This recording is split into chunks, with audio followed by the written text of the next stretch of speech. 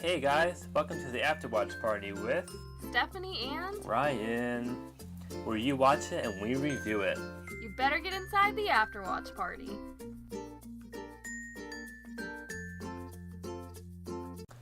The Perks of Being a Wallflower, one of our favorite films from 2012. Also, a really baller book. A baller book, absolutely. So I read the book after I saw the movie, which is not really what people do, but That's alright. I felt that it helped me visualize the characters. That way I have a better understanding and connection to them. Though, I can say as somebody that read the book beforehand, the cast that they picked for this, on point. I loved what everyone I in this thought cast. What they looked like. Yeah. Plus, they just all did a phenomenal job. Yeah, so this really good. This film is basically a coming of age story, which I love these kind of stories. I never get sick of them. Me either. So this one and The Way Back are two favorites of mine when it comes to those type of films. But The Perks of Being a Wallflower is about an introvert freshman who is taken under the wings of two seniors, played by Emma Watson. Thank you, Emma Watson and Ezra Miller. The freshman being Charlie, played by Logan Lerman. So he is taken under their wings to basically welcome him to the real world and just help him be who he is, essentially. And so good. I mean, just talking about this right now makes me want I want to rewatch it again. And read it again. And Absolutely. I just reread it recently, and I just want to do it again because it's just one of those stories that I just can't get enough. I feel the same way. I love this movie so much. I have a quote from the movie tattooed on my arm. It says, "We are infinite." And every time someone asks me what I think that means or why I have it, I'm like, because it means more than just this quote from a movie or a book. It's to me, it's about leaving a legacy after you pass on, and that's what you're known for, is the legacy that you leave. So that's my interpretation of it. I also think it's a feeling. To me, it's a feeling. Yeah. I also get what you're saying, but I also just the whole it's very much the atmosphere of the book. When it gets to that quote, you're like, yep, that nailed it. That is the perfect quote for this book. Yes. And for the movie. Absolutely. That's why it's on all the movie posters and my arm, and yes, I love that you have a tattoo of it. Because it's perfect.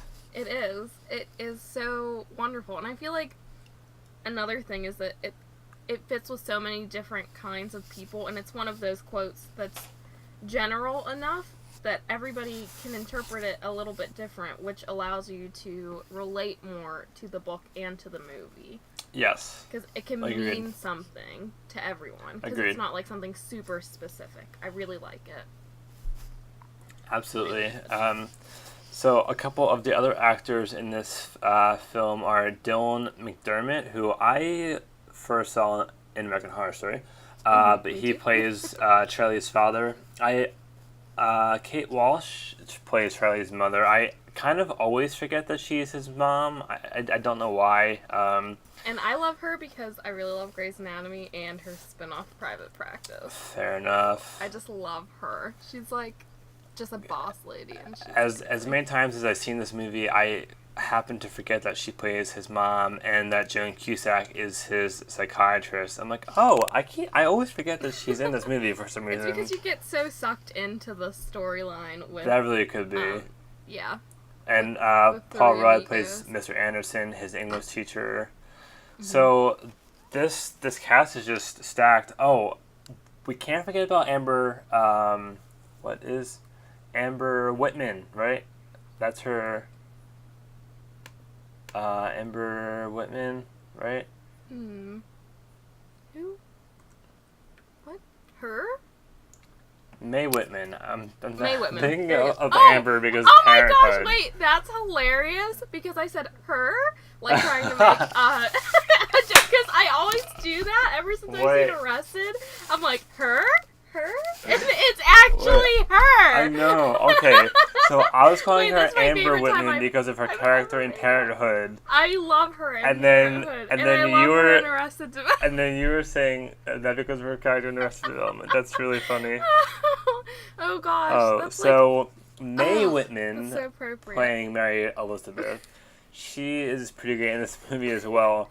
So I'm sorry, that's so cute. that's okay. One of my favorite scenes is when they performed the Rocky Horror Picture Show as a shadow cast. Yes. And I love that movie, but we also went there. So we went to the same Hollywood theater in Pittsburgh because you live in Pittsburgh. I live in Pittsburgh. I live for those about people who 2 don't know. minutes from Hollywood Theater. Yeah, for those of you who don't know, who actually listen to this podcast. So Steph lives in Pittsburgh, so the four of us went to the Hollywood Theater to see a showing of a shadow cast of Rocky Horror Picture Show. So it was almost like we were in the movie. It's Inception. And that I night just love that we were able also- to do that. Yes, so we took you to see the shadow cast, and then afterwards, we drove through the Fort Pitt tunnels. Fort Pitt Tunnel! I was so excited. And we had to play Heroes by David Bowie because that's the tunnel song. Yes. Love Perfect. it. Love it. Love I was like, so much. I was honestly like so close to having these happy tears. I was living in the dream. You could have. I would have cried with you. So perfect. And so that then was the last year that we last did that. year, And then just recently came to visit. We went to the house where they filmed the movie. And we were Where Charlie being lives. real creepers. But that's okay because the neighbor was outside and he said that a lot of Super people nice. come by to take pictures. So thankfully we weren't the only creepers who were recently there. And either way, I'm okay with that because it was such a last minute idea that we go there. So we're like, let's go right now. Yeah, and it was so nice. Aside from me I was getting so attacked happy. by a bee. That That you saved me from. I will never forget about that. That will be No, I never will either. hilarious. Oh, really good day. So, I love living in Pittsburgh because I love it just is connecting with the story in another way. Because I've always lived in Pittsburgh, and the first time I read this book was in high school, and I went to high school in downtown Pittsburgh. And I felt like I identified so much with everything that was going on in the movie because I'm like, I know all these places. I've been to all of these places. This is crazy. Yeah. Really good. I love that the author, he's from Pittsburgh, so he wanted to film it there. So I love when filmmakers do that, that they would just want to film it all locally. Like, it doesn't have to be a big Hollywood or New York film. That he was like staying true to where he grew up and Pittsburgh as a city. So that's one thing that I really loved.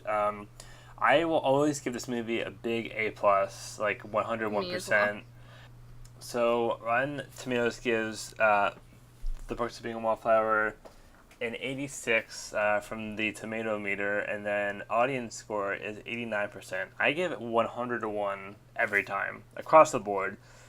And IMDb only gives it an 8 out of 10, so that's a little bit Well, lower. I'm an 11 out of 10, obvs. So no matter how many times I watch this film, I get emotional at every time. Yes. But it's always the same scenes. So Every single time. I feel like that's just the film doing what it's supposed to be doing, and it gets you in the feels every single time you watch it. So I probably watch this like maybe at least 5 or 6 times, and I never get tired of it. So it's just one of those timeless films. It's a favorite. It'll always be a favorite. One day when I have Absolutely. kids, I'm going to make them watch it, and I'm going to be God, like, and you yes. will like it. And we will watch it over and over and over again. You'll like it, we'll watch it. I'll take you to all the filming locations. Yes. I Because feel like that's we how need I to make am. a list of other filming locations, and every time you come, we should try to hit one of them. Listen, I was thinking about that yesterday. I'm like, what is filmed in Philly that I would want to go see besides like Rocky? I'm not that interested in Rocky. Didn't do, like, super, super well in the box office. I mean, it did well, but not super, super well. It says here on IMDb, or Rotten Tomatoes, maybe I should look at IMDb. Let me see if it says anything different. It does. Okay. So, the budget estimated was 13 mil. Opening weekend, it only did just shy of 230,000. And gross, the entire time it was in theaters, it did just shy of 18 mil. So it definitely went over its budget and made its money back, but to me, I feel like it should have done higher than that. Yeah. Well, I feel like this may have been one of those films that came out as an independent film first, maybe, and then it had opened up everywhere else. Not entirely sure, because I wasn't familiar with it when it came out, so that I'm not sure of, but until it could be that kind of situation, I don't know. Oh yeah, and the tagline is, "We accept the love we think we deserve." I love that, yeah. I always love that tagline, and... It gives me chills. It's so true. It's entirely true. Like, I just love everything about this film, and... I don't know, the casting's great. The story's phenomenal. It says, based on the novel written by Stephen Chbosky. I always say his last name incorrectly. Shame on me. This is about 15-year-old Charlie, an endearing and naive outsider coping with first love, Emma Watson, the suicide of his best friend, and his own mental illness while struggling to find a group of people with whom he belongs. The introvert freshman is taken under the wings of two seniors, Sam and Patrick, who welcome him to the real world. So true. Okay, why did it say the suicide of his best friend when it was about his aunt? Because he was very close to his car aunt. accident. But I don't know why they would say best friend, because it really is his See, aunt. He is very close with his aunt, so it's not like his aunt he never saw. Yeah, well, that's what I thought at first, but I'm like, I don't know if I'd call her a best friend. I'd just say a very close relative. Which, gotcha. I mean, it's fine that they call it best friend. Because, I mean, it could be true. I mean, I'm very close with my aunt, and if anything happened to her, I would sob like a little baby. But it also wasn't a suicide. Yeah, it's weird. Right? Because she was hit by a drunk driver. Or just hit by a big truck. So she wasn't committing suicide. She was just driving home in the winter. Why does it say that? And she was hit by a car. That's true. Why does it say that? IMDb, I mean, what are you doing? I feel like anyone's able to edit these websites, true. so it's... Slightly incorrect. But basically he's dealing with a death, trying to cope with it. I feel like it doesn't really matter how his aunt dies. He's dealing with the death. Charlie is dealing with the death of his aunt, who is his best friend, but also what she did to him when he was younger. So he has these flashbacks, these vivid dreams, or when he sees something that he shouldn't be seeing. You know, that's when he has to start worrying about his mental state and what he should be doing to improve that. Charlie is writing the letters to an anonymous pen pal, and that's how we get the story. Okay, yeah. So Charlie writes these letters via typewriter. It says, "Dear friend."